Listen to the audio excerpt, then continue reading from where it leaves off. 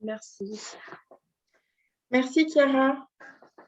Alors, les événements 2021 que nous allons... Alors déjà, pardon, je suis Sophie Tierstein, donc la responsable des événements au sein de l'ININ des Savoies. Nous prévoyons 4 événements cette année. Le dernier a eu lieu le mois dernier. C'était une conférence de Jenny Chamas sur l'audace. En ce moment, nous allons faire cette table ronde avec nos 4 intervenants. Le 26 juin, ça sera un atelier, ça sera un événement intercercle réservé aux membres de l'ININ des Savoies, qui idéalement aura lieu en présentiel sur Annecy, on croise les doigts. Donc, à toutes les membres de l'ININ des Savoies, réservez votre samedi 26 juin. Et j'en profite pour faire un appel à toutes celles qui aimeraient animer des ateliers sur des thématiques diverses et variées lors de cet événement, qu'elles se mettent en contact avec moi via l'email l'ININ. Et nous pensons également organiser un événement public en novembre. On espère aussi en présentiel sur la thématique des nouvelles masculinités. Voilà, donc ça c'est pour nos événements de l'année. Et l'agenda de ce soir, eh bien, Chiara vous a présenté l'ININ des Savoies, je vous ai présenté les événements. Christelle Gonidec va vous présenter les intervenants, que je remercie vivement d'être présent ce soir. Nous allons avoir la table ronde environ pendant 50 minutes jusqu'à 19h30 qui va être animée par Christelle et moi-même. Et à 19h30, ça sera le moment pour vous de poser vos questions. Voilà.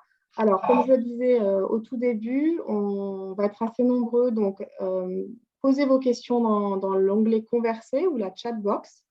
D'accord? Et si vous avez des questions spécifiques pour un intervenant, précisez-le nous. Comme ça, on pourra envoyer la question à l'intervenant. Ça, c'était une première chose. Et puis, quelques petits autres rappels. L'envénement pour info est... Ok, alors je suis pas en musique, donc je te fais un voice parce que ce sera plus simple. Alors, sur la... Alors, justement, exactement, voilà. Si vous pouvez tout mettre sur mute, normalement, par défaut, ça l'est. Voilà, ça évitera les coupures et les bruits de fond. Donc, ça, c'était un autre petit rappel. Et puis, voilà, l'événement est enregistré. Donc, pour celles qui ne souhaitent pas apparaître avec la vidéo, vous pouvez enlever votre vidéo. Voilà, voilà. Donc, et puis à 19h55, je ferai la conclusion et à 20h, on terminera cette table ronde. Je passe la parole maintenant à Christelle. Bonsoir à tous. Ravie d'animer à tes côtés, Sophie, cette jolie table ronde. Ce soir, nous avons 4 invités et pas des moindres. Alors, la coutume aurait voulu qu'on dise toujours les femmes et les enfants d'abord, mais là, j'ai bien envie de prendre le contre-pied et de commencer par présenter Alexandre, du coup, qui est notre seul homme, en tout cas, invité sur cette table ronde ce soir. Alexandre, pour te présenter en quelques mots, tu as créé l'entreprise Color que tu as développée pendant plus d'une dizaine d'années. Color a fini par rejoindre GoPro, où tu as évolué pendant quelques temps dans cet environnement-là. Et puis en 2018, tu décides de tourner la page. Tu décides de te faire plaisir, j'ai envie de te dire, avec plusieurs activités, d'où la casquette de multi-entrepreneur aujourd'hui, avec effectivement du conseil en entreprise sur des thématiques comme l'innovation, les tendances technologiques, un côté investisseur où tu participes vraiment au financement d'une dizaine de startups aujourd'hui, et puis même avec un accélérateur de croissance, je pense aussi à GrowSpot, où tu accompagnes une quinzaine d'entreprises aujourd'hui. Plus ce magnifique lieu, pour ceux qui connaissent, qui est le Hub des Alpes, qui est ce lieu qui mêle, on va dire, des espaces de travail avec un bistrot chic, où on espère bientôt se retrouver pour aller manger un morceau tous ensemble. Donc notre auditoire, Alex, a vraiment hâte de t'écouter en tout cas. Donc merci d'être parmi nous ce soir. Merci de l'accueil. Merci. Ensuite, nous avons Marion. Marion avec un très joli palmarès aussi, hein. Première femme à être alpiniste, chasseur alpin dans le groupe militaire de montagne, être formatrice, caporal-chef à l'école militaire pareil de haute montagne. Toi aussi aujourd'hui, comme Alexandre, tu as 3 activités.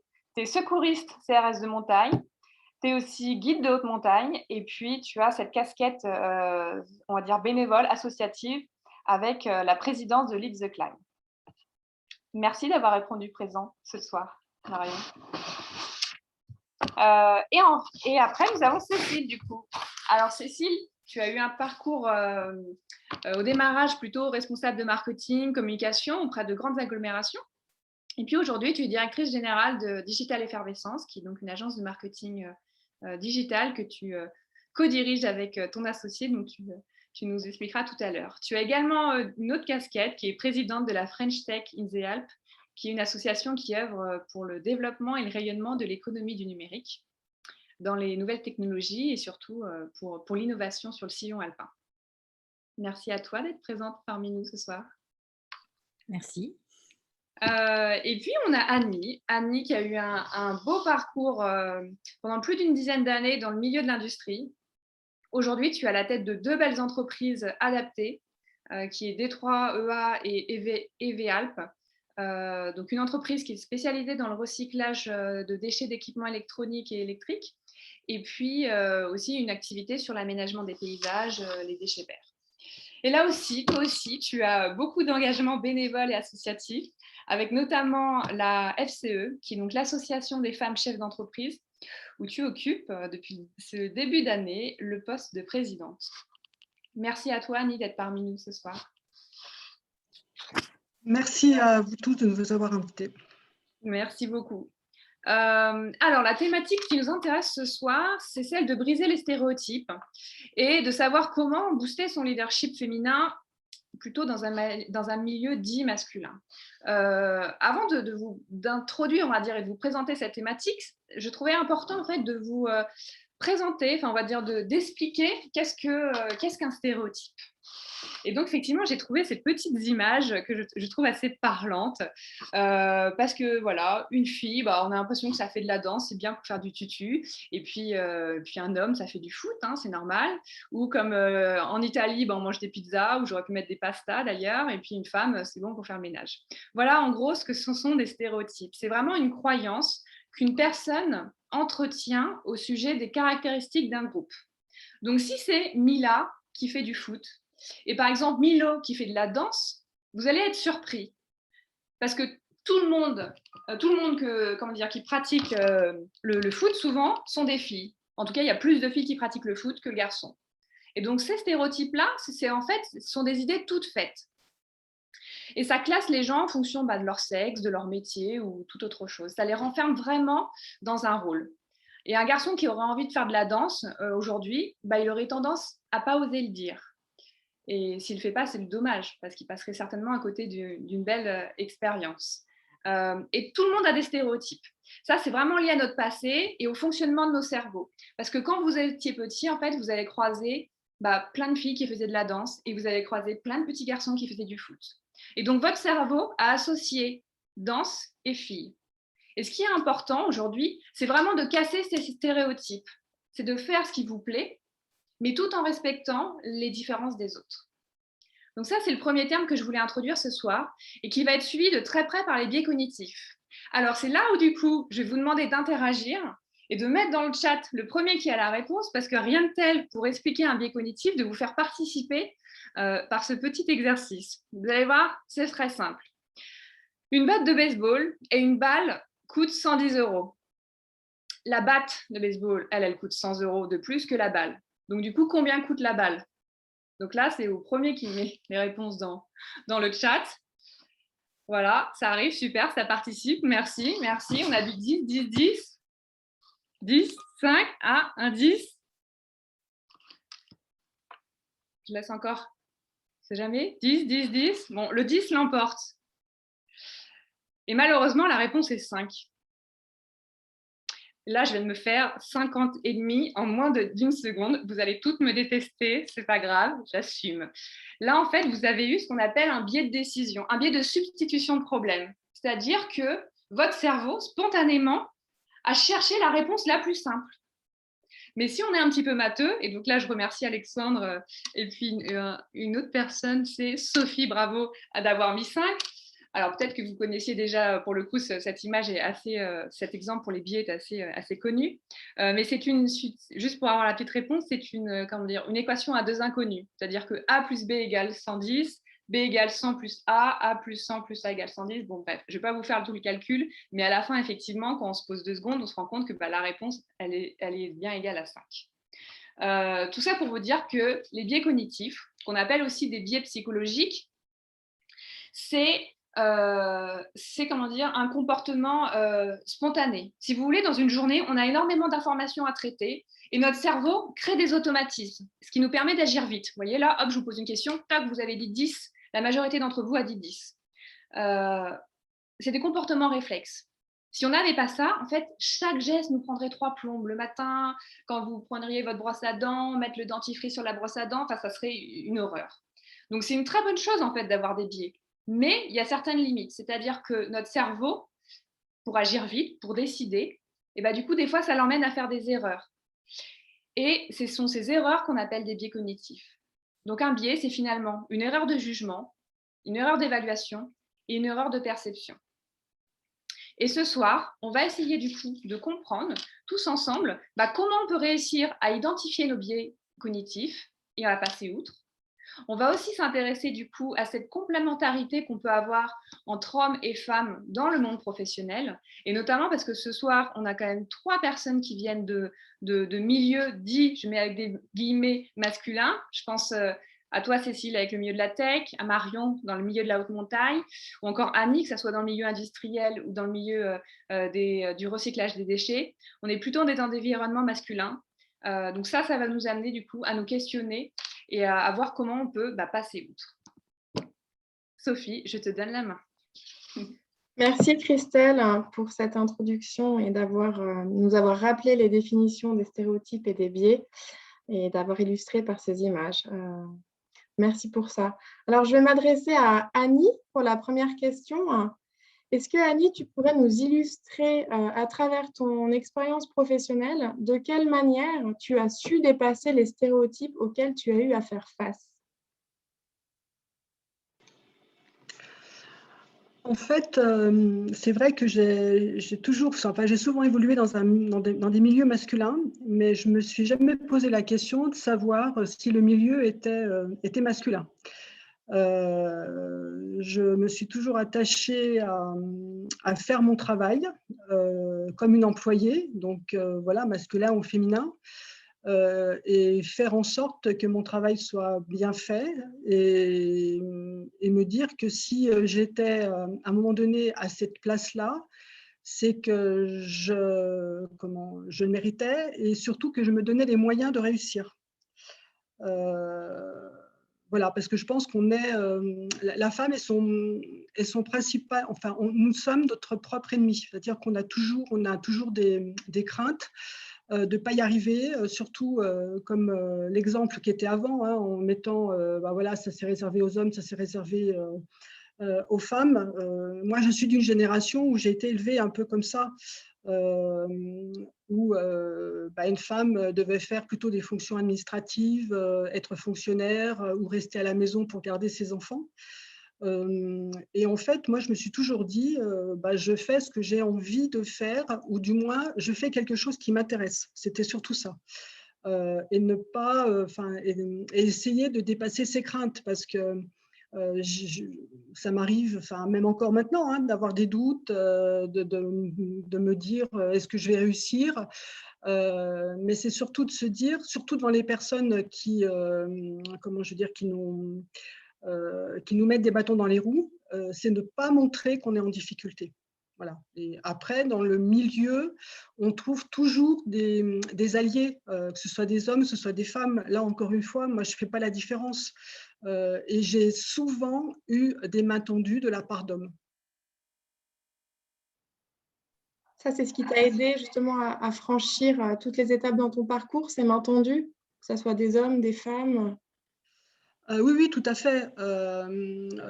Moi, j'ai toujours eu, alors pour revenir à mon parcours qui m'a vraiment aidée et qui m'a vraiment structurée, donc c'est mon expérience industrielle chez Pechiney, qui est devenue un camp Rio Tinto, où ce sont vraiment des hommes qui m'ont proposé d'accéder à certains postes, qui m'ont encouragée, qui ont cru en moi, surtout au niveau de la direction, au niveau du comité, des comités techniques. J'ai eu plus de difficultés avec les gens de production. Donc ça, voilà, on en revient encore une fois à ce que l'on disait tout à l'heure, c'est par rapport à l'éducation, enfin voilà, mais c'est de se dire, c'est d'accepter vraiment la main tendue, qu'elle soit à la maison. Enfin voilà, moi j'ai aussi la chance d'avoir un mari qui m'a toujours soutenue, qui m'a toujours accompagnée, qui est suffisamment, peut-être moderne, je ne sais pas, hein, qui est suffisamment moderne pour dire que j'avais ma place professionnellement. Donc en fait, je me posais pas la question. Je me disais, j'ai un travail, je dois faire en sorte de mériter ce travail, de respecter. Alors voilà, évoluer dans un monde d'hommes, évoluer dans un monde où bien souvent les postes à responsabilité étaient donnés à des ingénieurs bien particuliers, hein, parce que quand on est chez Péchinet, c'est toute une filière. Moi, j'étais une femme, je n'étais pas ingénieure et j'ai toujours pu réussir dans mes missions. Et cela, voilà, il y a toujours eu une main tendue, un responsable de prod au départ, donc qui est Arnaud, un directeur aussi Europe, voilà, qui me fait confiance. Voilà, tout au long de mon parcours, en fait, j'ai eu la chance d'avoir des hommes. Il y a eu aussi des femmes, hein, bien entendu, hein, mais comme on est dans un milieu plus, on va dire, d'hommes, forcément, j'ai plus d'exemples de messieurs. Mais voilà, c'est vraiment de dire, j'accepte, je vais relever le défi. Voilà, les doutes, oui, j'en avais plein. Et puis, c'est de se dire aussi, essayer de comprendre, de comprendre les processus, de ne pas dénigrer les différents services, de travailler tous ensemble, enfin voilà, et puis d'arriver à être autonome, à être opérationnel. Voilà, donc je ne sais pas si mon témoignage parle. Si, tout à fait. Et juste une petite question, qu'est-ce qui a fait que tu as dépassé, comment tu as fait pour dépasser tes peurs et tes doutes, justement? Parce que même si tu avais des mains tendues, souvent, c'est pas… Qu'est-ce qui fait qu'il y a eu le petit plus pour que tu dépasses ces peurs, ces doutes et que tu y ailles, en fait? Est-ce qu'il y a un élément qui t'a aidé particulièrement? Est-ce que c'est ton mari qui t'a justement, comme tu disais, soutenu et plus poussé? Ah oui, oui, alors moi, mon mari, il m'a toujours soutenu, il m'a jamais reproché déjà de faire des heures, il m'a jamais reproché de retourner à l'usine le samedi, il m'a toujours encouragée. La première personne qui m'a, voilà, notamment chez Alcan, hein, parce que moi je suis arrivée chez Alcan par la petite porte, parce qu'à l'époque j'avais fait un petit break et je ne trouvais pas de travail. Donc en fait, j'avais minimisé mon CV pour pouvoir accéder à n'importe quel poste, soit des postes d'accueil, secrétariat, à temps partiel. Donc je suis arrivée comme ça. Et en fait, très rapidement, on m'a demandé de faire des tableaux de bord, des analyses, et on m'a proposé un poste en création de planning. C'était un milieu que je ne connaissais absolument pas. En plus, c'était la plasturgie. Voilà, moi, j'étais chez Péchinet, mais côté plasturgie. Les premières réunions, je n'y comprenais rien. Mais j'ai toujours eu l'envie, l'envie d'apprendre, l'envie de se dépasser, l'envie de comprendre. Et puis d'avoir, voilà, moi je me rappelle, la première personne qui m'a vraiment soutenue, c'est Arnaud, à me dire, mais tu vas comprendre, les automatismes vont arriver, tu es logique, je ne me fais pas de soucis, mais t'inquiète. Voilà, et c'est des encouragements comme ça, parce que c'est sûr que quand je vais dans l'usine le matin, on me disait, rentre chez toi, va t'occuper de tes gosses, va faire la cuisine. Voilà, donc j'avais les deux discours.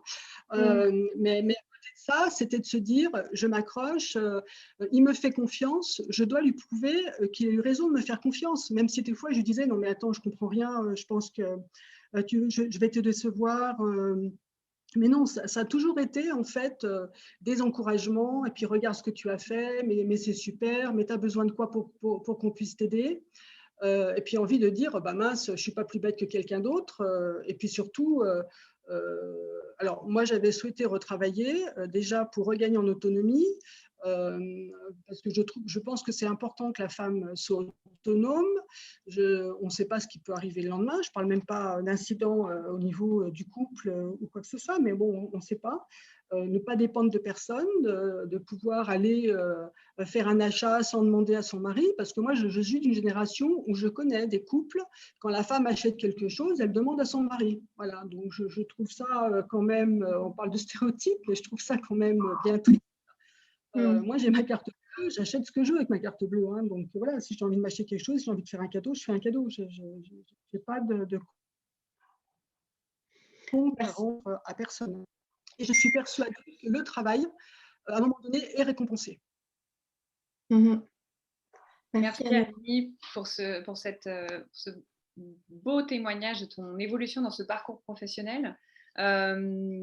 Marion, j'aimerais bien aussi que tu puisses illustrer ton parcours professionnel parce que je retiens effectivement quelques dates clés, notamment 2008, tu es la première femme à être alpiniste dans les chasseurs alpins. 2012, pareil, première femme à être formatrice caporal-chef à l'école militaire de haute montagne. 2016, première femme à être secouriste CRS de haute montagne. Qu'est-ce que ça fait, qu'est-ce que tu retiens de ces expériences d'être la première femme et est-ce que tu peux nous expliquer surtout voilà, comment tu as réagi, comment tu as réussi à briser ces stéréotypes liés au genre et puis en plus dans ce milieu principalement masculin qui est la haute montagne. Bonsoir. Alors, ce que j'en ai retenu, c'est que c'est surtout que ce sont des métiers qui m'éclatent et je suis super contente de pouvoir les exercer. Je suis super contente qu'aujourd'hui, en 2020, une femme, elle puisse monter dans un hélicoptère et faire du secours en montagne avec un uniforme de policier. Ça, c'était pas possible avant mon arrivée en 2016 et c'était pas du tout possible avant seulement 2014. Il n'y avait pas de femme CRS gardien de la paix. Donc, c'était juste inconcevable au sein de la police nationale de pouvoir rentrer dans cette spécialité d'élite. Et il a fallu attendre jusqu'à 2020. Donc, oui, alors qu'est-ce que ça a fait toutes ces premières? Ça fait que moi, je suis super contente d'avoir pu exercer ma passion. Et j'ai pas fait ces premières pour dire que j'étais la première, c'est juste que j'avais envie de bouffer, quoi, d'avoir un job et puis de m'amuser.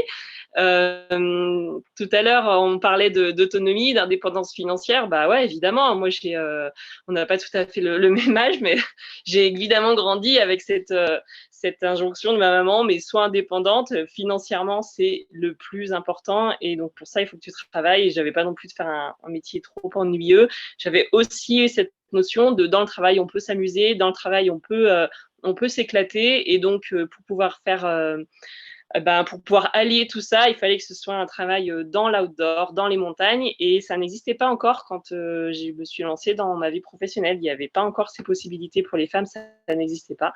Donc j'en profite pour remercier toutes les femmes qui sont passées avant moi et qui ont petit à petit ouvert des brèches, passé des diplômes, montré que c'était possible. Et j'encourage les femmes après moi à continuer parce que c'est encore pas gagné. Parce que oui, je suis passée à l'armée, mais j'ai pas du tout cassé des stéréotypes. J'ai cassé aucun cliché. C'est-à-dire que j'étais la seule à passer. Et derrière moi, il n'y a toujours pas eu de deuxième femme instructeur militaire à l'école militaire de haute-montagne. Cette école a été créée en 1930. Moi, je suis arrivée en 2012. Je suis repartie en 2015. Il y en a une qui est arrivée là maintenant. Je dis une bêtise. En 2019, il y a une instructeur qui est arrivée. Donc voilà, et on est deux à être passés. Je ne sais pas combien de temps elle restera, combien de temps elle va tenir. Je lui souhaite plein de bonheur. Moi, je me suis éclatée sur le terrain avec les stagiaires, mais pour l'environnement professionnel, c'était pas très facile parce que on en a parlé un petit peu déjà dans la première intervention. Oui, il faut faire ses preuves, plutôt 2 fois qu'une, voire 3 fois, mais pas trop non plus parce que sinon ça attire des jalousies. Enfin voilà, c'est toujours un subtil équilibre. Il faut trouver un partenaire de vie aussi qui nous soutienne dans cette ambition, on va dire, de faire un métier passionnant, de faire un métier dit d'homme. Et ça, c'était pas non plus très, très simple de trouver des partenaires de vie privée qui m'ont soutenu dans mes démarches. J'ai droit à des partenaires qui me disaient non, mais c'est bon, si c'est trop compliqué, t'as qu'à arrêter de travailler et puis voilà, et puis tu fais autre chose. Non, j'allais pas faire autre chose. Moi, j'ai envie d'être dehors et je trouvais ça pas juste que ce soit difficile de faire sa place juste parce que j'étais une femme. Donc voilà, est-ce que j'ai brisé des stéréotypes? Un petit peu peut-être, un tout petit peu, mais bon. Des chasseurs alpins, il y en a des milliers et du coup, moi, je suis pas la seule chasseur alpin. Il y a eu plein de femmes chasseurs alpins, mais instructeurs à l'MHM, on est une trentaine. Depuis 1930, il y en a eu des centaines, des instructeurs. Voilà, je suis juste une petite goutte dans l'océan, sans prétention. Secours en montagne, on est 200. Aujourd'hui, on est 3 femmes sur 200 secouristes en montagne dans la police. Donc, ça bouge doucement. Et grâce à des interventions médiatiques, grâce à des interviews sur différentes plateformes telles que l'INIL, on peut partager des expériences, on peut encourager d'autres femmes. Et donc, il y a 3 jeunes femmes qui veulent rentrer dans le secours en montagne, qui sont en cursus de police. Et ça, c'est vraiment génial et c'est hyper encourageant. C'est typiquement des jeunes femmes qui ne seraient pas rentrées dans ce métier-là si moi, j'étais pas passée avant et si j'en avais pas parlé, parce qu'elles se disaient que c'était trop dur et que c'était pas fait pour elles et qu'elles n'y arriveraient pas. Et finalement, elles ont pu découvrir l'aspect. Moi, je leur ai partagé mon expérience avec grand plaisir. Elles ont démystifié un petit peu tout ça. On a pu voir de près, en vrai, sur le terrain, d'autres secouristes, l'ambiance.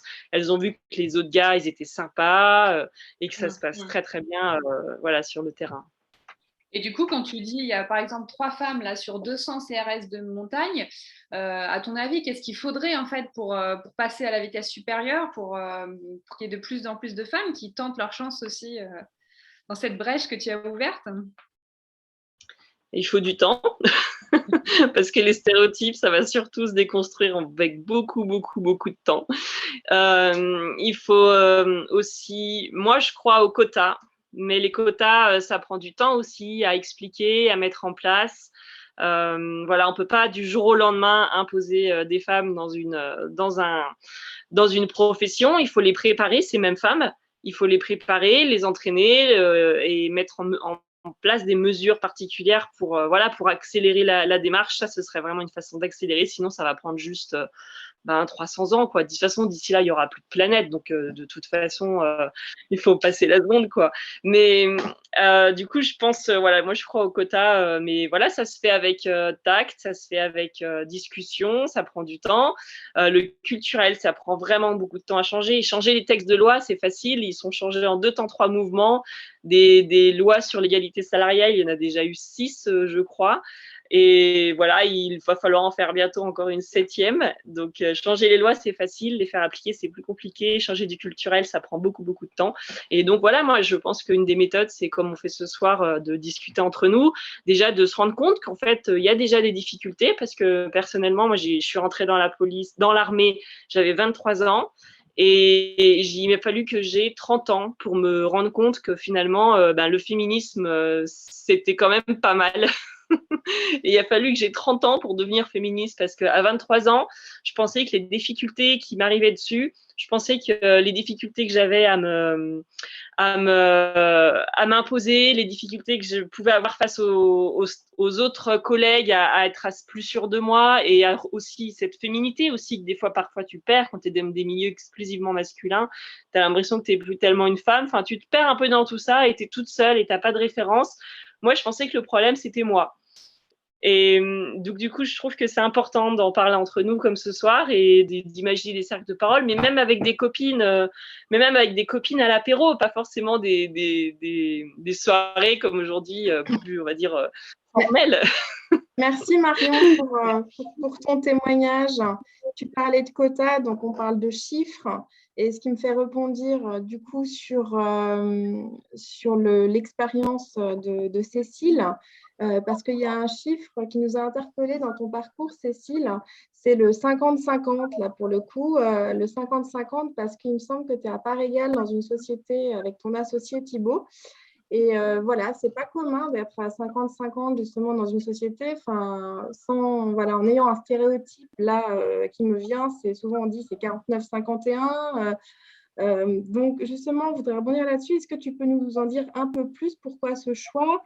Et puis voilà, comment vous vivez ça tous les deux en fait avec ton associé?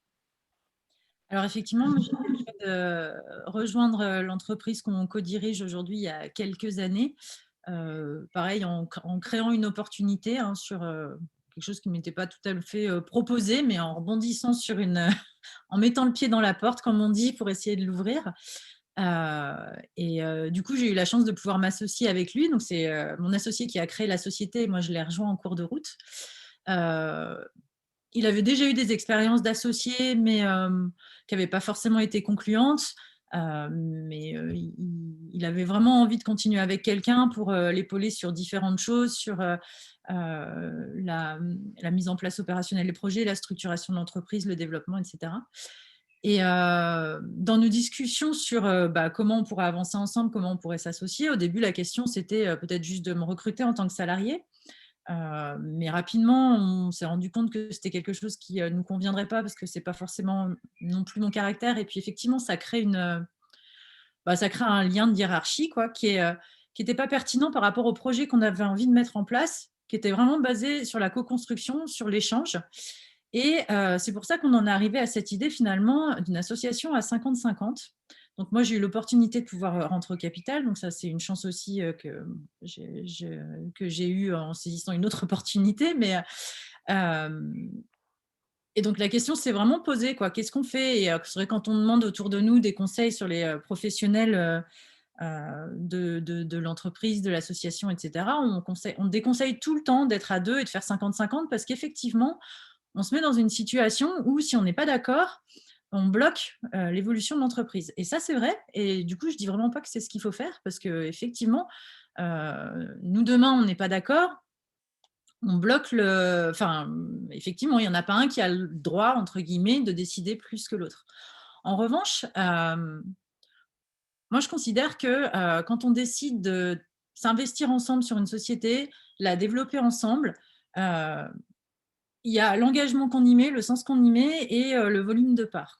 Si on décide de s'engager à hauteur équivalente, tout doit être représentatif de ça.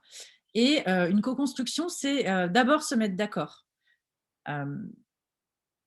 Et de toute façon, si un des actionnaires a la majorité capitalistique, on va dire, et qui fait passer les choses en force, dans tous les cas, on n'atteindra pas cet objectif de co-développement, de co-construction. Ça va générer une frustration d'un côté ou de l'autre, et l'entreprise, de toute façon, ne se développera pas de manière saine. C'est pour ça qu'on a vraiment fait ce choix-là. Et on a une règle de feu rouge, feu vert, c'est-à-dire que tant qu'il y a un feu rouge, on ne peut pas avancer. Pour avancer, il faut 2 feux verts. On a des caractères très différents, très complémentaires pour le coup. Donc, au point de départ, on est rarement d'accord, mais finalement, on arrive toujours à avancer, à se mettre d'accord, puisqu'on est… Et vraiment, alors, je pense que la répartition capitalistique est une représentation qui est facile à entendre, mais on ne le vit pas comme ça, parce que c'est juste vraiment notre projet qui est basé sur de la co-construction et de la confiance mutuelle, effectivement, homme-femme pour le coup, mais la question se posait, c'était même pas l'objet de la question. Et on est obligé d'avancer ensemble en ayant trouvé un terrain d'entente. Et ce terrain d'entente, en général, il est beaucoup plus riche à la fin que les idées qu'on avait l'un et l'autre. Et pour ça, je ne regrette pas du tout, même si, encore une fois, c'est déconseillé par la plupart des professionnels du secteur. Donc, je ne sais pas si, Alexandre, tu as un avis là-dessus, mais je pense que c'est aussi… ouais, voilà, j'étais sûre. Non, mais je pense que c'est lié aussi à la philosophie et au projet qu'on construit avec son associé. Et j'ai envie de dire aussi, là, pour l'instant, tout va bien, donc tout va bien. On en reparlera si un jour tout va mal, mais voilà. Merci, Ça Cécile. répond à ta question. Alors, comme tu donnes la balle à Alex, ça tombe bien parce que du coup, Alex, toi, tu as eu l'occasion de manager, même d'être leader dans des équipes mixtes, dans des environnements internationaux. J'aimerais bien savoir ce que tu en as retiré et puis surtout ton point de vue en fait, sur cette complémentarité de compétences dites masculines, féminines dans le monde du travail.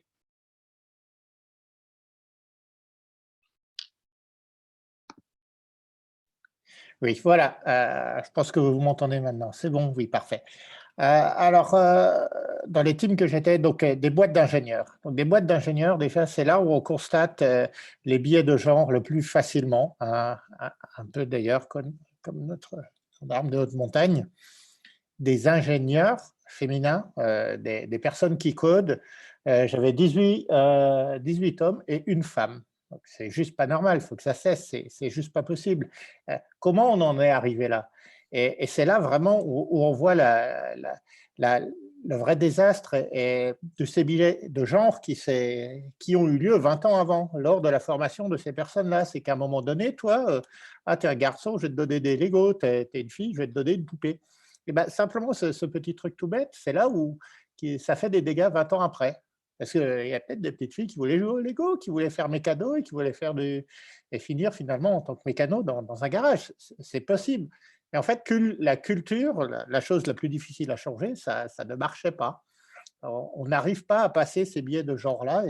Et moi, c'est ce qui me laverait dans ma boîte, 50 personnes. Donc là, on était à ce niveau-là, 18 contre 1. Au service compta commercial, et ben, c'était l'inverse. C'était genre 5 et 0 garçon. 5 filles, 0 garçons, complètement inverse. Il n'y a qu'un seul département qui était finalement à l'équilibre, et finalement, c'était très bien, c'était le département UX, d'expérience utilisateur. C'est eux qui designent un produit. Et là, c'était vachement intéressant d'avoir aussi bien l'homme et la femme, parce que comme on design pour le monde entier, il ne faudrait pas qu'on se coupe de la moitié du monde. C'est ça qui est…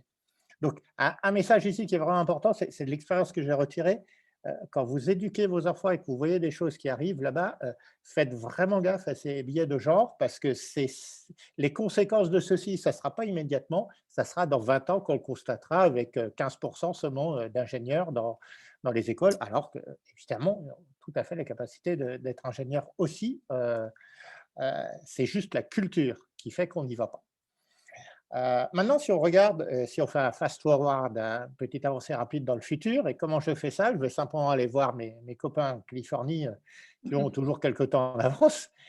Et ben, eux, ils ont pris conscience de ce problème d'équilibre homme-femme, je dirais, il y a 10 ans dans le passé, et ça correspond assez d'ailleurs au moment où le livre de Leaning a été créé par Sheryl Sandberg. Et GoPro, donc boîte californienne par excellence, on était entre Apple, Google, Facebook et tout ça, ils étaient au même endroit. Et ben, eux, ils ont pris ça à bras-le-corps déjà il y a pas mal de temps, et on voyait que finalement tous les départements étaient beaucoup plus équilibrés, avec aussi des expériences de leadership très intéressantes. Je peux citer une personne que j'adore, qui s'appelle Megan Lafay, qui était une des premières femmes à GoPro, genre la 30e à GoPro. Elle a commencé d'abord juste en project manager, etc. Elle a gravi toutes les échelons, elle a été bien épaulée, il y a eu des très bons mentors, etc.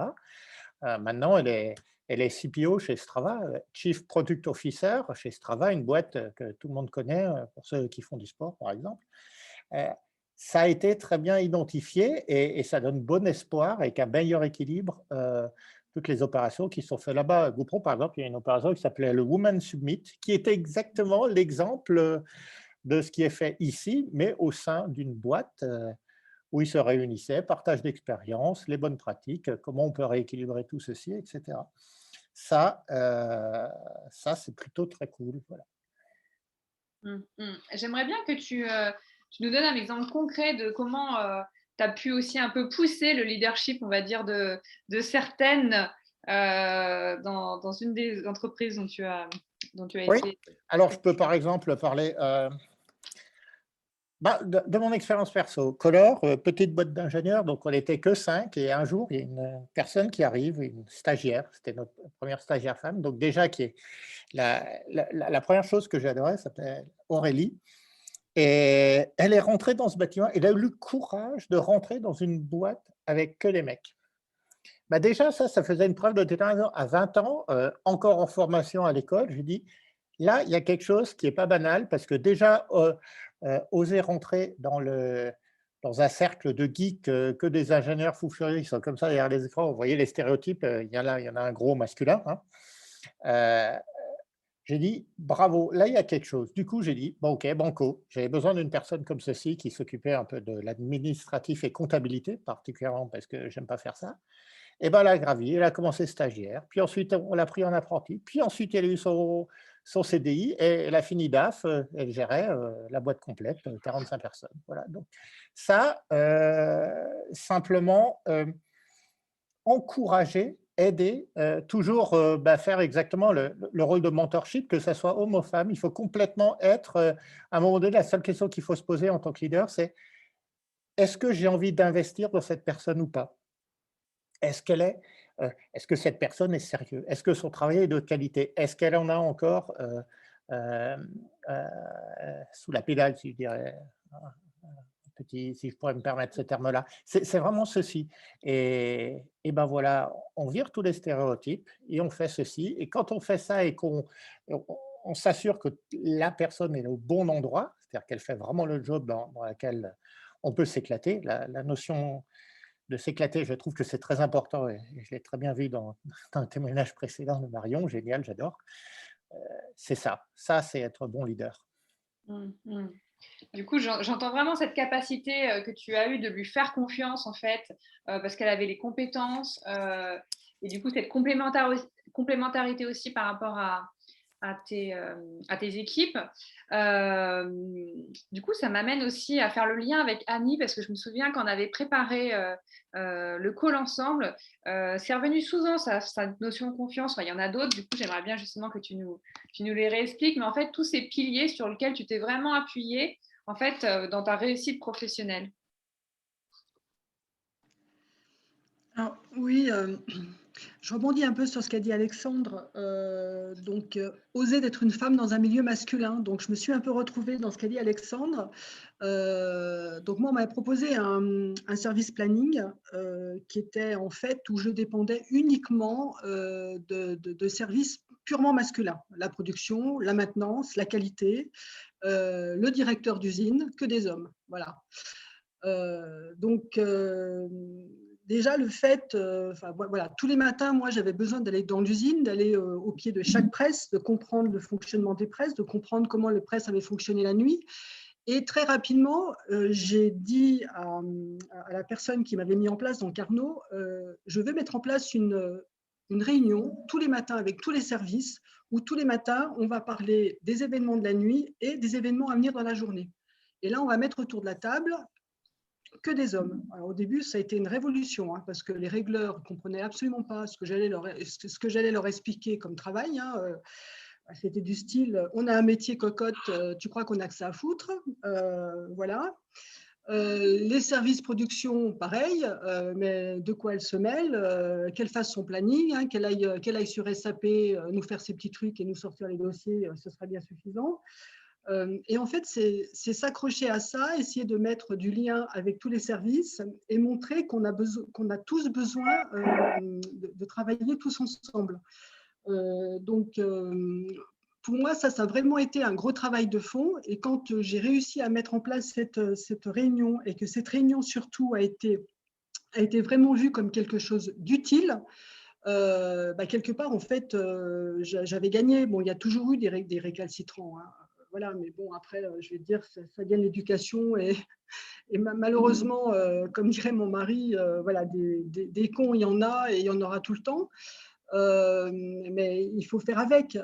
Mais voilà, c'est vraiment se dépasser par rapport à ça et prouver qu'on va aussi, nous, apporter quelque chose. Et de toute façon, pour avancer, je ne pouvais pas rester, moi, dans mon petit milieu administratif.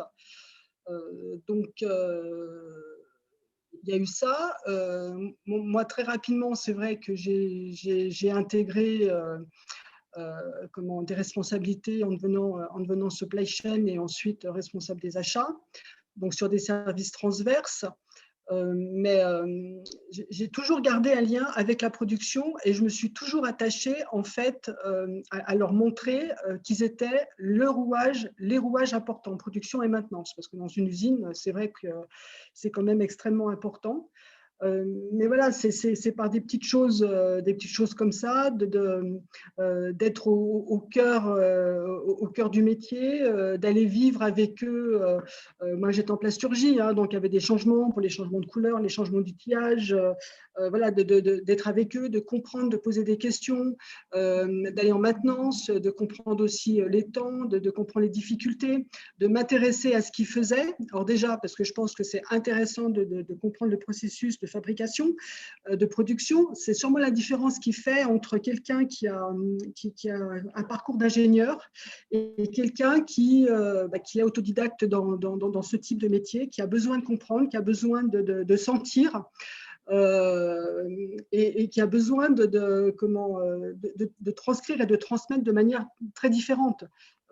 Voilà. Et Et à un moment donné, je veux dire, le déclic se fait. Enfin, moi, quand je suis partie, parce que l'usine allait fermer, je suis partie avant, ils ne m'ont jamais autant regretté, ils ne m'ont jamais trouvé autant de qualité. Même les personnes qui avaient du mal à me voir le matin aller dans l'usine, bien souvent, alors, des fois en jean, des fois en tailleur, ça dépendait des rendez-vous avec mes chaussures de sécurité.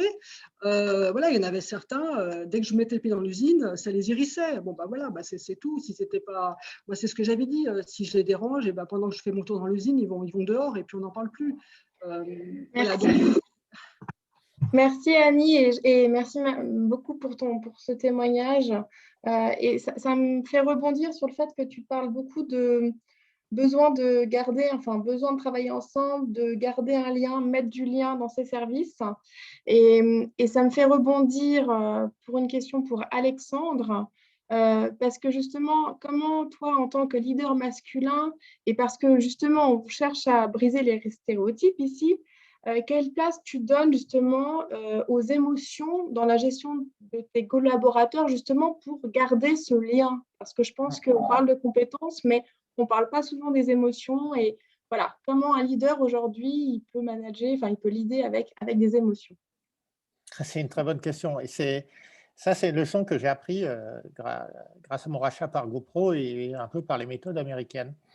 En allant sur place et en commençant par les réunions, à faire des réunions de travail là-bas, il y a quelque chose que je trouvais assez amusant. Avant la réunion, il y avait toujours ce petit moment informel qui était comme ça. Alors, ça va, bon week-end, c'était bien le sport, etc. Tout ça, etc.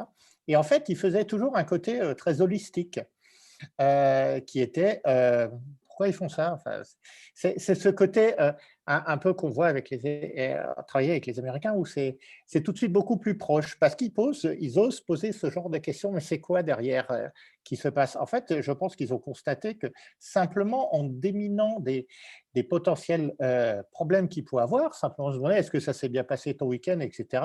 Et toi, tu dis, bah, écoute, non, là, j'ai dû emmener mon fils à l'urgence, il a eu un truc, il s'est cassé le bras, etc. Quelque chose qui fait qu'effectivement, il démine directement le côté émotion de ceci.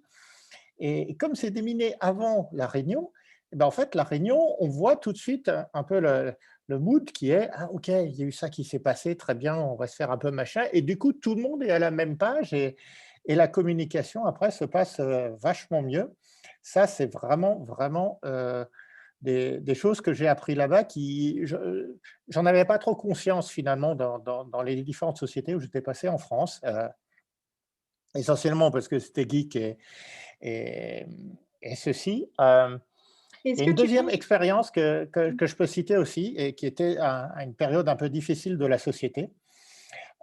Color, à un moment donné, Color, on a été racheté, on a passé 3 ans avec GoPro et ils voulaient me revendre la boîte. Et pour revendre la boîte, il faut que je la rachète, etc. On sait que c'est des périodes toujours compliquées avec pas mal de remous. Donc, j'avais annoncé ça à toutes mes teams et je disais, écoutez, les teams, il va falloir que vous m'aidiez parce que moi, j'aurai plus qu'un seul truc qu'il faut que je fasse, c'est que je négocie ce contrat de rachat et vérifier un peu quelle ligne de produit on va garder pour le futur. Et il dit, aidez-moi sur tout le reste. Et des groupes de travail, ce volontaires, hein, qui ont levé le doigt, moi. Il y a un groupe de travail qui s'avérait qui était mixte, qui se sont mis au travail. À un moment donné, ils ont sorti la météo color. Qu'est-ce que c'est ça, la météo color? Je n'ai rien demandé comme ça, moi. Enfin, à la limite, j'attendais rien. Ils ont fait la météo color. C'est simple, ils ont dit voici toutes les dimensions qu'il faut leur mesurer sur la boîte. Genre le mood, le bien-être au travail, les locaux, est-ce qu'ils sont bien, est-ce qu'il faut les aménager ou pas, le statut de la R&D, le statut des finances, le statut de la négociation, etc. Ils ont défini toutes les dimensions, ils ont défini comment le mesurer, et toutes les 15 jours, j'avais ma météo avec des nuages sur des orages ou des grands soleils sur toutes ces dimensions-là. Et ben, je pense que c'est parce qu'ils ont pris, je leur ai partagé la situation où on était et la possibilité qu'effectivement à la fin ça se finisse en autre boudin, hein, et c'est ce qui s'est passé. Eux, ils ont mis en place, avec toute leur gestion de leurs émotions dans ce groupe mixte, les contre-mesures et tout ce qui pouvait aider pour faire ceci. Et ça, je trouve que c'était extrêmement intéressant. À un moment donné, il faut oser dire qu'on est faible ou qu'on n'a pas le temps, etc. en tant que leader. Ce n'est pas être non-leader de déclamer sa faiblesse, parce que dans ce cas-là, ça a montré une vraie une vraie empathie. Les équipes ont été très empathiques avec moi et ils ont utilisé leurs émotions pour pouvoir créer un outil qui était juste génial. J'aurais jamais réussi à sortir un outil aussi magique que ce qu'eux, ils avaient fait tout seuls dans leur coin. Alors, s'il n'y a pas de copyright, Alexandre, je veux bien prendre le concept de météo color pour l'appliquer avec mes collaborateurs. J'avoue, c'est pas mal. Franchement, ça me plaît bien, cette météo du jour tous les matins. Je ne sais pas si vous savez, en tout cas, mais souvent on dit, à tort d'ailleurs, qu'une nouvelle habitude s'acquiert tous les 21 jours. Là encore, c'est entre guillemets un proverbe ou un dicton, ça prend un peu plus de temps que ça. Et pour le coup, j'en connais une qui s'appelle Cécile, qui est plutôt assez douée dans l'entraînement, dans cette faculté à sortir de sa zone de confort. Cécile, est-ce que tu peux nous dire, même depuis petite, hein, pour avoir quelques exemples que tu as osé nous partager dans ce call de préparation, comment tu faisais du coup pour t'entraîner justement à sortir de cette zone de confort? Oui. Pour rebondir sur juste ce que tu dis, Alexandre, moi je suis tout à fait d'accord. C'est vrai que moi j'ai tendance à, quand je vois mes collaborateurs pour faire un point régulièrement, je leur dis mais où est-ce que tu t'éclates, quoi? Qu'est-ce qui te plaît le plus? Vers quoi tu as envie d'aller? Qu'est-ce que tu as envie de faire maintenant? Qu'est-ce que tu as envie de découvrir, etc. Et j'essaie d'aménager finalement, dans la mesure du possible, hein, toujours, hein, mais leurs tâches, leur plan de carrière, leur évolution, etc., en fonction de ce qui les éclate. Parce que moi, je suis persuadée que c'est ça qui fait que les personnes s'épanouissent, les personnes évoluent, ont envie. Moi, je veux que tout le monde arrive le matin avec le sourire au travail. Mais ça ne veut pas dire que je pose mon sourire de j'ai passé un mauvais week-end parce qu'effectivement, j'ai passé le week-end aux urgences avec mon fils et du coup, ce matin, je suis fatiguée, mais je vais faire comme si j'étais en forme, quoi.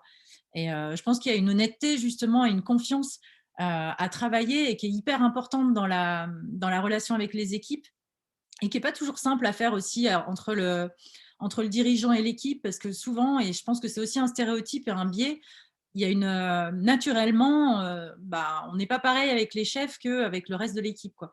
Et ça, je trouve que c'est quelque chose qui est intéressant et qui est vraiment important à travailler. Pour revenir sur ta question, effectivement, moi, je pense que j'ai eu la chance et la malchance de finalement pas vraiment grandir avec des stéréotypes puisque j'ai pas tellement pu m'appuyer sur un modèle familial très structurant ou un modèle éducatif très inspirant. Et du coup, je me suis très vite rendu compte que si je voulais faire quelque chose, il allait bien falloir que je me débrouille à peu près comme je pouvais. J'étais assez petite quand j'ai fait ce constat-là, je devais avoir 10 ans, donc j'étais même pas au collège. Et il allait falloir que je me trouve mes propres méthodes, quoi. Donc, je pense que j'ai la chance, et après, c'est aussi peut-être un travail qui est important de faire et qui rejoint celui de la confiance en soi, de savoir vraiment ce qui nous plaît et d'être au clair sur ce qui nous convient, ce qu'on est, ce qu'on a envie de faire, etc. Et j'ai toujours été j'ai toujours avancé dans l'idée de me dire, comme le disait Marion, et même Annie, quoi, il faut aller là où ça nous éclate, quoi, faire ce qui nous plaît. Par contre, une fois qu'on a dit ça, effectivement, c'est pas toujours simple parce qu'on se pose la question du comment et souvent on se met plein de freins et on sait pas trop comment faire, quoi. Et donc c'est vrai que moi petite, finalement, j'avais pas ces freins puisque je regardais pas mon modèle parental. J'ai réfléchi un peu toute seule dans mon coin du haut de mes 10 ans en me disant, de toute façon, si tu veux faire des trucs, il va bien falloir que tu oses, quoi, que tu y ailles, quoi. Parce que si tu tentes pas, tu n'arriveras pas. Les choses vont pas tomber du ciel, quoi. Donc, je m'amusais, en fait, j'étais assez timide et je me suis dit, tant que je suis timide, que j'ose pas aller parler aux gens, ça avancera pas, quoi. Donc, je m'amusais petite quand j'allais sur le chemin du collège. Donc, je savais exactement où j'étais, l'heure qu'il était, parce que c'était juste avant les cours ou en sortie de cours. Je m'amusais à aller voir les gens que je croisais pour leur demander mon chemin, leur demander où était la rue machin, alors que je connaissais tout à fait la réponse, leur demander l'heure qu'il était, alors que je savais exactement parce que j'avais cours dans 5 minutes. Mais juste pour finalement désacraliser des peurs qu'on peut avoir quand on est un peu petit, quoi, d'aller et de sortir effectivement, mais de manière totalement inconsciente, de sa zone de confort. Et c'est vrai que c'est assez intéressant de faire ça. C'est une technique que, après, j'ai vu que les psychologues utilisent, c'est la technique du qu'est-ce qui peut vous arriver de pire, quoi. Finalement, quand on a envie de faire quelque chose, on se trouve plein de raisons pour pas le faire, quoi. Mais si on se pose la question de qu'est-ce qui peut arriver de pire, ben, on se rend compte qu'il n'y a pas souvent quelque chose de hyper grave qui peut arriver. Et au pire, même si ça ne marche pas, il va pas se passer grand-chose, quoi, malgré ce qu'on s'imagine. Et en se posant cette question-là, je trouve que c'est assez intéressant parce que c'est vraiment une bonne astuce pour pouvoir sortir de sa zone de confort et ça permet vraiment de relativiser des situations qui, des fois, nous paraissent insurmontables, quoi. Merci Cécile, merci. Merci. Et je crois qu'il y a Marion qui voudrait intervenir. Il me semble que tu as levé la main. Je ne sais pas si tu as pour rebondir sur le témoignage de Cécile. Oui, c'était par rapport à l'humeur du jour et quelqu'un a appelé ça dans la conversation la météo du jour, c'est exactement ça. Moi, quand je suis rentrée à l'armée, avant, je ne buvais pas de café et en fait, tous les matins, les gars, ils se retrouvaient au café à 8h et je trouvais que c'était une perte de temps et en fait, non, à ce moment-là, c'est hyper important, le café, il y a plein d'infos qui passent, des infos officieuses, des infos officielles et surtout ces humeurs du jour.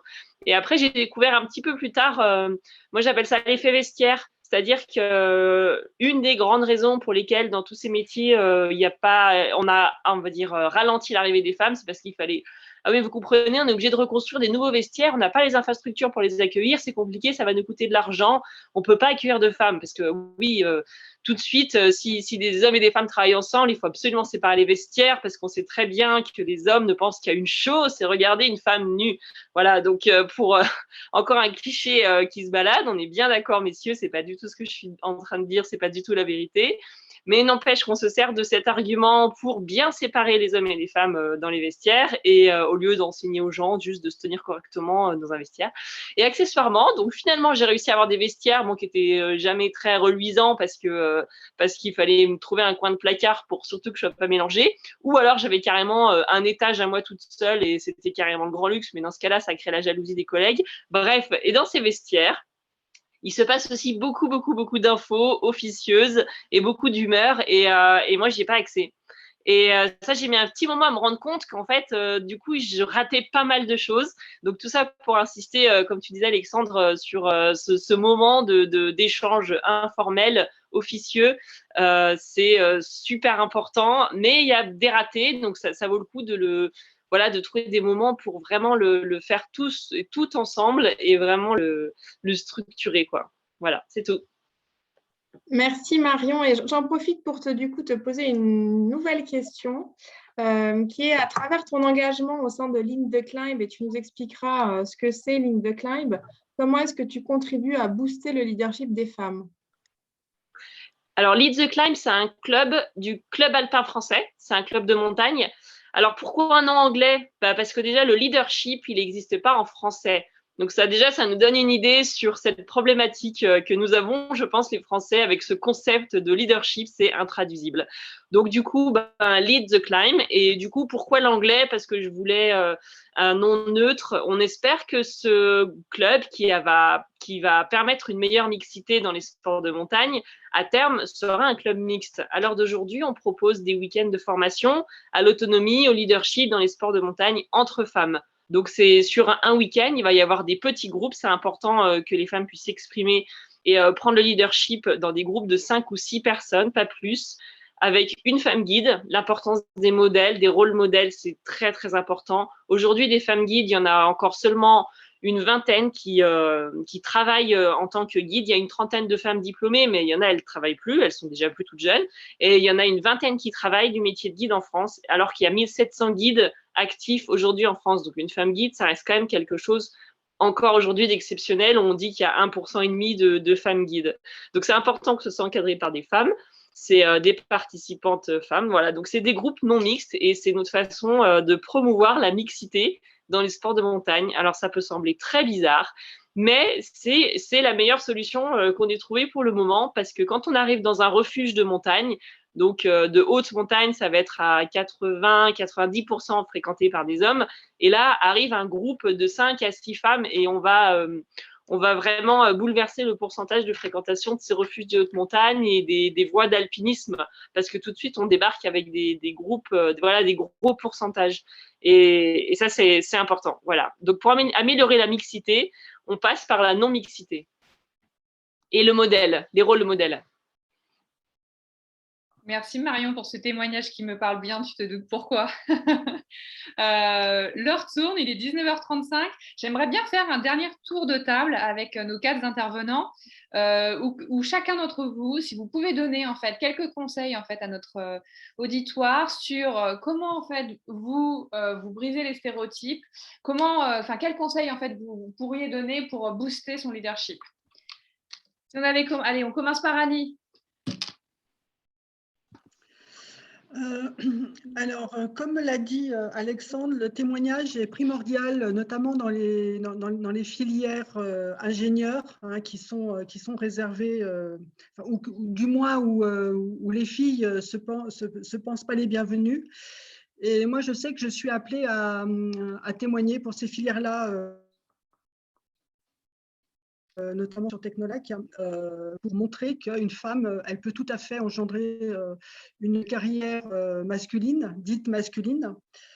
C'est aussi dire oser, oser. Hein. Et là, notre présidente nationale, elle dit les FCE doivent oser pour les femmes qui n'osent pas oser et surtout les accompagner.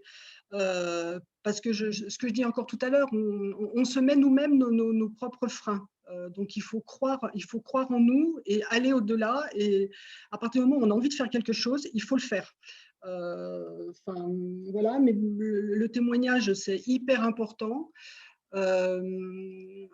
Et puis, juste parce que j'ai vu passer une question très rapide par rapport au fait si j'avais été le mentor de quelqu'un, moi j'ai choisi une autre voie. C'est-à-dire aujourd'hui, j'ai décidé donc de créer 2 entreprises dans un milieu également où il y a plein de stéréotypes hein, avec des personnes en situation de handicap pour justement apporter mon expérience, faire partager mon expérience. Et actuellement, j'accompagne un jeune pour éventuellement la reprise, donc quelqu'un qui est très diplômé, hein, parce qu'il est ingénieur docteur en chimie, mais quand il sort de l'école, c'est pas grand-chose.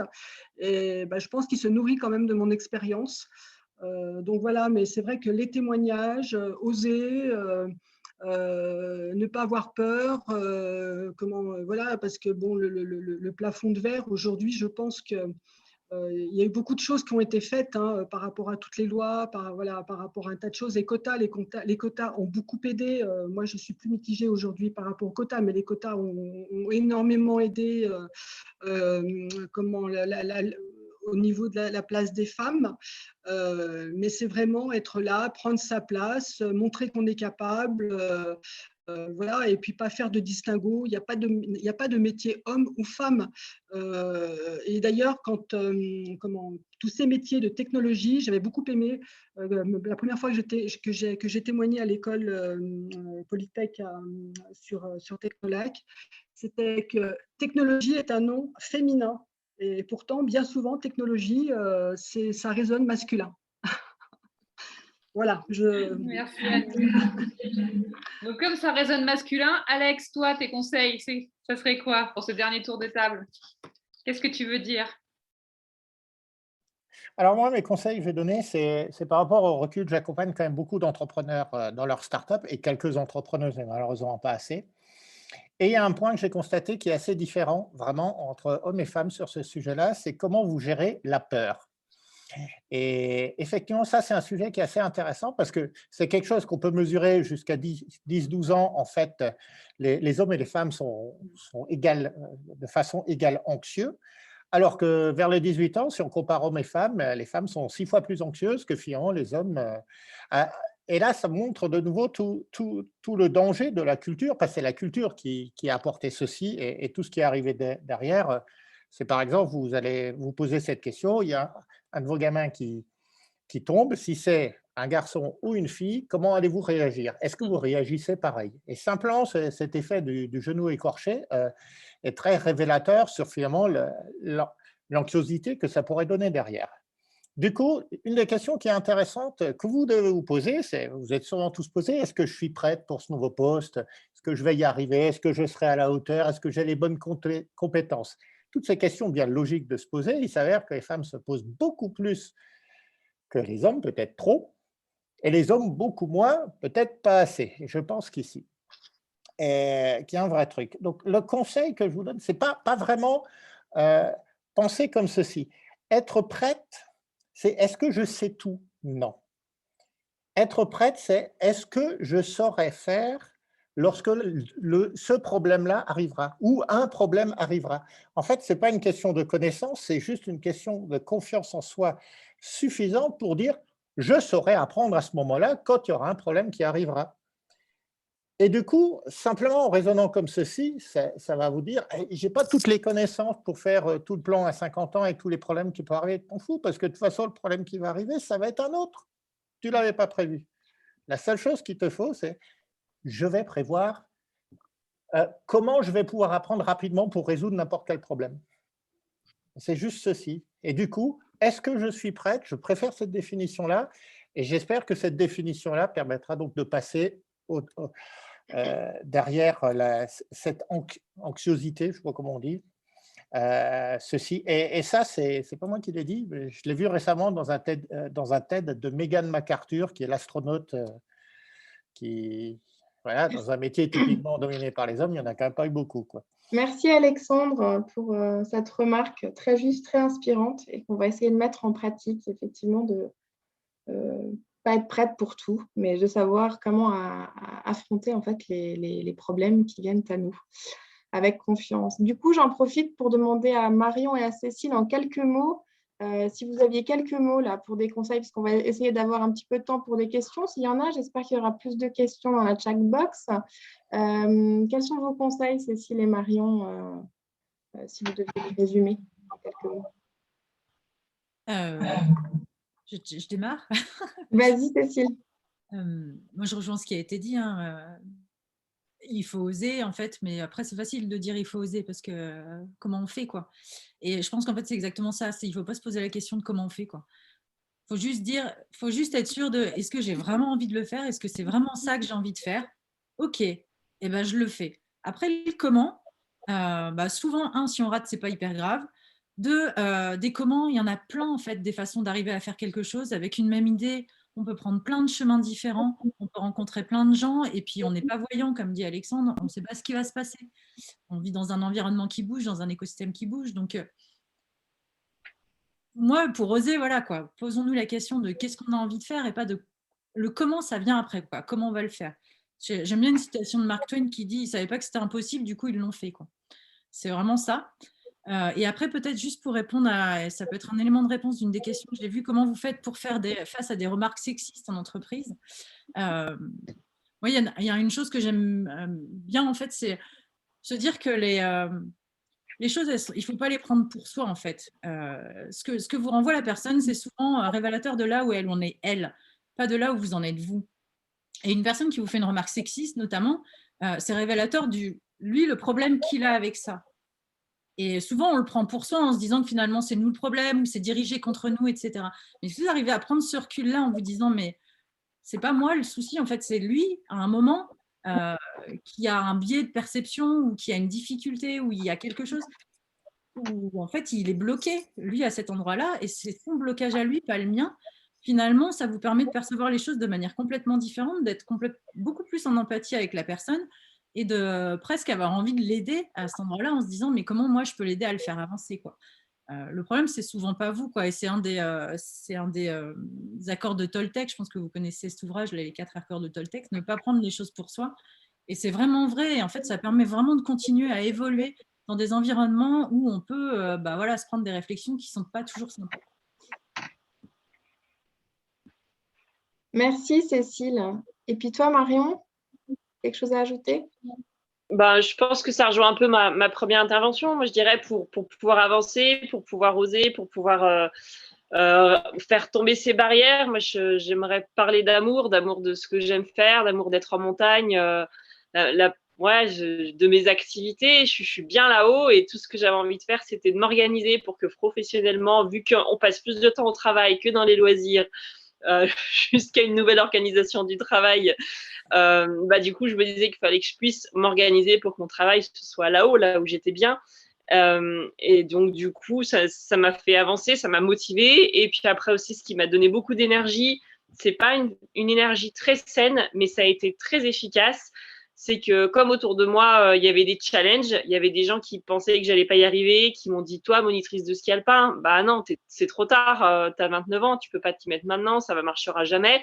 Ok, et bah 2 ans plus tard, j'étais monitrice de ski alpin et 4 ans plus tard, j'avais l'Eurotest, c'était le test technique européen pour pouvoir, voilà, j'ai mis 4 ans alors qu'il y en a, ils mettent une dizaine d'années et qu'ils avaient tablé là-dessus quand ils ont vu mes compétences. Et c'est vrai que c'est pas des motivations très saines, j'admets, c'est pas les plus nobles, mais c'est hyper efficace de transformer ces injonctions de c'est pas fait pour toi, tu vas pas y arriver à ah ouais, ok, et ben tu vas voir. Et ça marchait très bien. Alors après, comme on va dire ma motivation principale de base, c'était cet amour des montagnes et cet amour d'être dehors et cette envie de vivre ma passion, que du coup, je pense que ça a un peu contrebalancé ces motivations qui étaient plus ou moins saines. Et par rapport aux injonctions sexistes, moi, quand je prenais la voiture pour aller emmener les stagiaires, donc les chasseurs alpins en course en montagne, donc tu as déjà beaucoup de choses à penser, hein. Tu es responsable d'une cordée, de plusieurs personnes, tu vas en haute montagne, c'est quand même un milieu, tu peux pas tout contrôler, c'est quand même très dangereux. Et puis, donc, tu prends la voiture le matin et il y a toujours un stagiaire ou un collègue ou un supérieur pour te balancer. Fameux volant me retournant, ha ha ha. Alors, il y en a, voilà, ça les fait beaucoup, beaucoup rire. Ça les fait certains sourire, malheureusement, mais pour autant, ils vont pas répondre, ils vont rien dire. Ils vont pas dire, bah non, mais c'est pas parce que c'est Marion qui conduit que forcément c'est plus dangereux.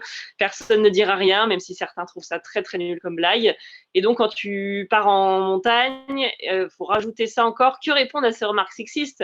Eh ben, il y a rien à répondre. Là, aujourd'hui, j'arrive à me dire que, comme tu disais, Cécile, que c'est pas moi qui ai visé. C'est pas moi. C'est son histoire. C'est notre histoire, malheureusement, parce qu'on en est encore là.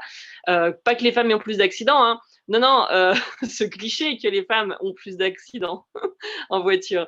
Et c'est pas mon histoire et c'est pas mon problème. Donc maintenant, ce que j'essaye de faire, c'est de pas répondre et de tourner la tête et surtout de pas répondre, de pas rentrer dans ces débats-là. C'est stérile, c'est puéril, c'est inefficace et le plus possible les éviter. Merci Marion pour ce témoignage hyper boostant. J'aime bien quand même cet esprit un petit peu rebelle en mode tout le monde y arrive en 10, moi j'arriverai en 4, etc. Ça me fait penser, en fait, on a eu une masterclass avec Jenny Chamas sur l'audace, justement sur le fait de oser, etc. Et elle avait un petit mantra comme ça où elle disait qui ne tente rien n'a rien. C'est un peu ça, en fait. Quand je t'entends parler, ça me fait penser à ça. Du coup, on essaye, quoi. Tout est possible, donc allons-y. Et puis si en plus on arrive avant, entre guillemets, notre plan ou notre cheminement, c'est tant mieux, quoi. Il nous reste un petit quart d'heure. J'aimerais beaucoup, du coup, laisser la parole aux questions, en fait, de notre auditoire. Donc, c'est le moment où, du coup, je vous invite à noter vos questions dans le chat box. Avec, du coup, s'il y en a si c'est pour un interlocuteur particulier, n'hésitez pas à le taguer au démarrage. Et après, du coup, ça nous permettra de les poser. Pendant que notre auditoire tape les questions, j'en avais quand même une pour toi, Marion, parce que ton palmarès en montagne est assez hallucinant, mais il a été bouleversé récemment parce que tu es devenue maman. Et ça, Dieu sait que chez Linine, la maternité, on en parle beaucoup parce que c'est quand même un truc comme ça qui nous arrive et qui chamboule un peu tout. Du coup, toi, depuis que tu es devenue maman, en quoi est-ce que les biais liés au genre, tu as réussi à les surmonter ou à les transformer, en fait? Bon, alors, rapidement, on ne va pas rentrer dans les détails, mais suite à ma grossesse et ensuite à mon accouchement, moi, je perds tous mes sponsors. Parce que, donc oui, je suis secouriste en montagne, je suis fonctionnaire de police, mais en parallèle, j'avais des partenaires matériels depuis 6 ans qui me suivaient. Et quand j'ai annoncé ma grossesse, j'ai reçu un mail noir sur blanc, oui, en 2019. Salut Marion, comme tu es enceinte cette année et que tu ne vas pas faire grand-chose en montagne, on te diminue ta dotation matérielle de 2 500 € à 1 000 €. Ouais, en 2019. Donc là, rappel à la loi, article 225-1, les discriminations, code pénal, tralala. Ah oui, c'est vrai, 3 ans de prison. Ah ouais, écoute, je t'envoie ton contrat complet la semaine prochaine. Et en fin d'année, ils ont quand même le culot de me rappeler pour me dire, comme on a trouvé que tu n'étais pas très performante, tu n'es plus assez performante pour être athlète chez nous, Bah, évidemment, je viens de faire un bébé, donc effectivement, je suis pas partie faire des grandes ascensions et des voies difficiles. Cette année, j'ai fait un bébé, mais a priori, c'est pas une performance. Quand j'ai voulu commander un baudrier de la taille d'un bébé, on m'a dit, bah non, tu peux commander que du matériel que toi, tu peux porter. Tu peux pas commander du matériel pour ton bébé. Et voilà, ça, c'est une marque française. C'est une marque qui est pas très loin de chez nous. Et on en est encore là. Et la deuxième marque, donc mon deuxième partenaire matériel, qui me donnait lui aussi 2500 € de matériel, ils ont fait un clip de montagne pour mettre en avant les sports de montagne, pour promouvoir la marque. Donc, ils m'ont pas contacté parce que j'étais enceinte. Ils ne voulaient pas mettre une femme enceinte à l'image et être accusés de faire travailler une femme enceinte. Oui, oui, oui, c'est ce que l'assistant manager m'a raconté. Incroyable. Bon, ok. Donc moi, du coup, je perds quand même quelques journées de travail, hein, parce que quand on est sollicité pour faire un clip, on est payé, évidemment. Et en plus de ça, le clip sort et je leur fais remarquer, mais attendez, il y a 10 athlètes, il y a seulement 2 femmes. Et dans les 2 femmes, il y en a une qui fait de la grimpe en indoor et il y en a une qui fait du ski, mais on ne l'identifie pas comme une femme. Donc en gros, dans votre clip promotionnel des sports de montagne, on ne voit aucune femme en outdoor. Pourquoi? Et qu'est-ce qui se passe? Et qu'est-ce que vous attendez de moi?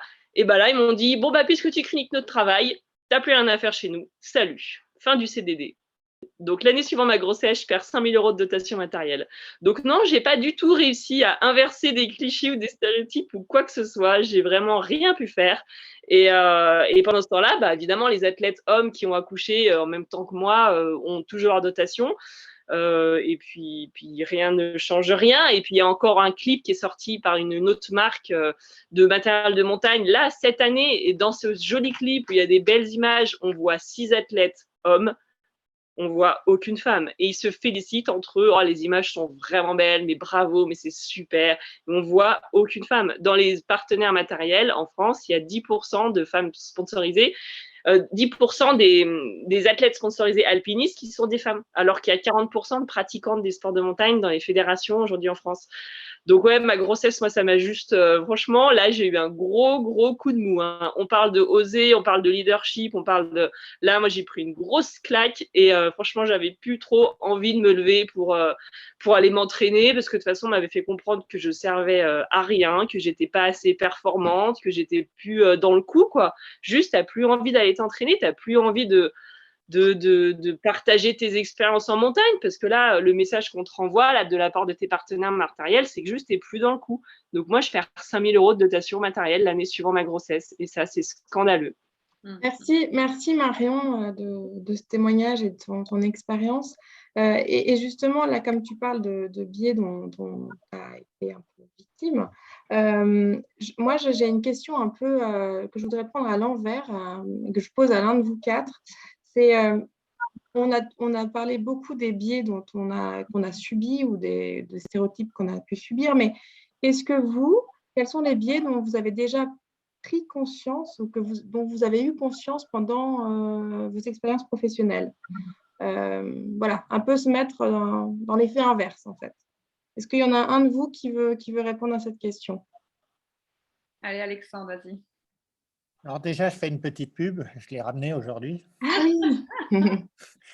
Voilà, un très bon livre, c'est un livre de l'année dernière, il date il y a déjà pas mal d'années, je l'ai lu que l'année dernière, et c'est sur les biais cognitifs. Alors, il n'y a pas tellement le biais de genre, typiquement, mais tous les biais cognitifs, comment ils sont classés. C'est fait par Olivier Sibony, qui est professeur à HEC Paris, et ce que j'ai trouvé vraiment bien dans celui-là, je vous montre un peu les chapitres à la fin, c'est là où j'ai d'ailleurs mis mes notes, c'est qu'il y a des tableaux récapitulatifs qui donnent tous les biais, comment les identifier et comment faire pour les combattre. Et grosso modo, à la limite, tu as juste le résumé à la fin. Maintenant, les expériences, c'est des expériences qui ont été accumulées sur une trentaine d'années. Lui, c'est un professeur qui a accompagné pas mal de grandes personnes et d'exécutives de grands groupes, etc. Et il a donné tout un tas de cas, pas avec les vrais noms, malheureusement, il n'a pas pu tout le temps. Mais comment des grosses boîtes ont réussi à se faire, et il parle par exemple du cas, je ne savais pas, des avions renifleurs de Total. Vous avez peut-être entendu ce truc-là où Total a mis 2 milliards sur des avions renifleurs qui étaient capables de trouver les nappes de pétrole. Ceci, eh ben, c'est des problèmes de biais cognitifs à la fin et qui ont fait ceci. Celui-là m'a vraiment ouvert pas mal les yeux, donc je conseille tous la lecture. Moi, je l'ai lu comme un roman. C'était Je pensais que c'était beaucoup plus académique, voilà, intro, machin. Ben non, on lit ça comme un roman tellement c'est gros et tu apprends beaucoup de choses là-dessus. Il n'y a pas tellement le biais de genre, il n'a pas tellement développé ce chapitre-là, mais tous les autres sont dedans, allez-y. Ceci est, a posteriori, l'ayant lu, j'ai détecté plein d'erreurs que j'ai fait dans le passé. Ça m'a fait un peu mal, hein, mais donc lisez-le avant que vous fassiez les erreurs. Voilà. Puis merci Alexandre. Et puis on a une dernière question de Sophie Gobert sur comment sensibiliser gentiment et mettre en lumière les biais de genre en entreprise sans passer pour la féministe de service. Je ne sais pas s'il y en a un de vous qui veut répondre à cette question. Moi, je peux répondre. C'est Marion. Oui.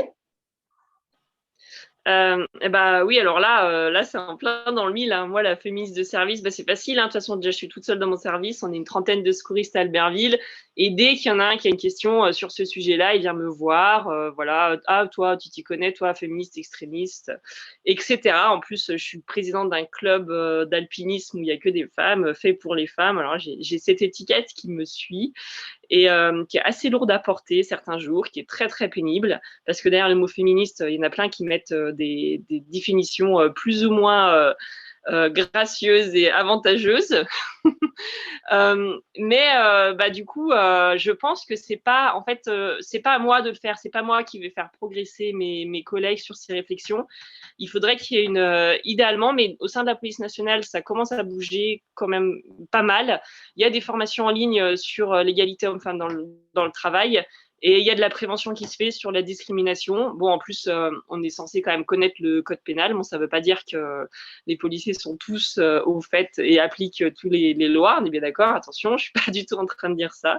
Mais on est quand même... Moi, j'ai beaucoup appris en faisant l'école de police à 30 ans. Je suis devenue gardienne de la paix et j'ai ouvert un code pénal et j'ai lu les articles de loi sur le viol, sur le harcèlement, sur les discriminations. Et je me suis vraiment, réellement renseignée sur ces sujets-là parce que du coup, ça me plaisait. Et surtout, lire les articles de loi me faisait moins peur. Donc voilà, tout ça pour dire que moi, en tout cas, dans mon unité, c'est pas à moi de discuter de ça avec mes collègues. C'est trop lourd pour moi. C'est pas mon rôle. Et moi, j'ai déjà mon quotidien à gérer, j'ai déjà mon métier à gérer. Donc, je pense qu'il faut faire appel à des intervenants extérieurs. Voilà. Je sais pas si j'ai vraiment répondu à la question. Oui, très bien. Merci beaucoup, Marion. Alors écoutez, je crois qu'il est 19h57, notre table ronde vient à sa fin.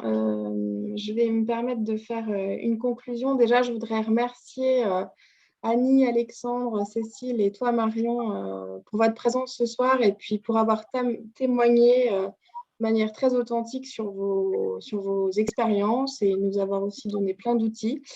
Donc, merci beaucoup pour votre temps, merci pour ce témoignage. Ça va être difficile de conclure, de résumer tout ce qui a été dit parce qu'il y a eu beaucoup, beaucoup de choses. Il y a quelque chose quand même qui m'a frappée dans tous les cas, dans ce que vous avez dit, c'est que, outre le fait de parler de briser les stéréotypes et comment booster son leadership, à la base, c'est vraiment que vous êtes des gens passionnés par ce que vous faites, que vous aimez ce que vous faites et c'est ce qui vous a permis de vous dépasser en fait. Et ça, c'est quelque chose peut-être sur lesquels on devrait peut-être revenir parce qu'effectivement, pour avoir confiance en soi, pour se surpasser, il y a quelque chose, on doit avoir une flamme quelque part et on doit avoir envie d'eux, on doit avoir envie d'apprendre, comme tu disais, Annie. Voilà, donc il doit y avoir une flamme quelque part et je pense que c'est ce qui permet aussi d'aller,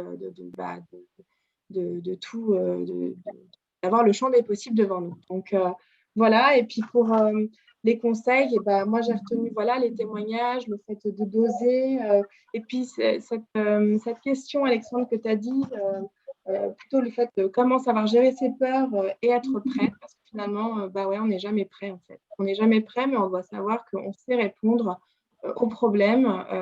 Il faut se faire confiance. On n'est jamais prêt à tout dans la vie est pleine d'aléas, et donc se lancer. Et puis voilà, c'est quelque chose de très juste.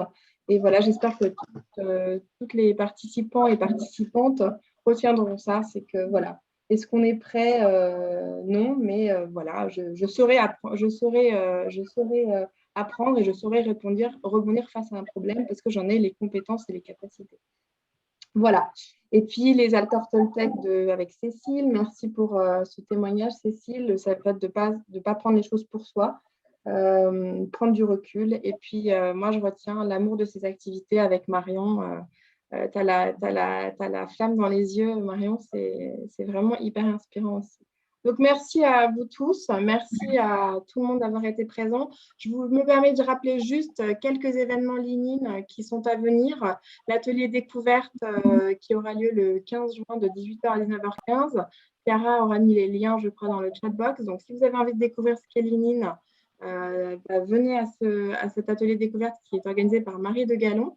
Et puis des ateliers I Am Remarkable, justement pour que les femmes puissent oser à s'auto-promouvoir, justement, parce qu'on n'ose pas. Et justement, cet atelier qui est fait par Chiara, également par Morvari de Vincent, ont lieu le lundi 3 mai et le jeudi 10 juin. Et je vous incite à vous inscrire. Moi, je l'ai fait, j'ai trouvé vraiment...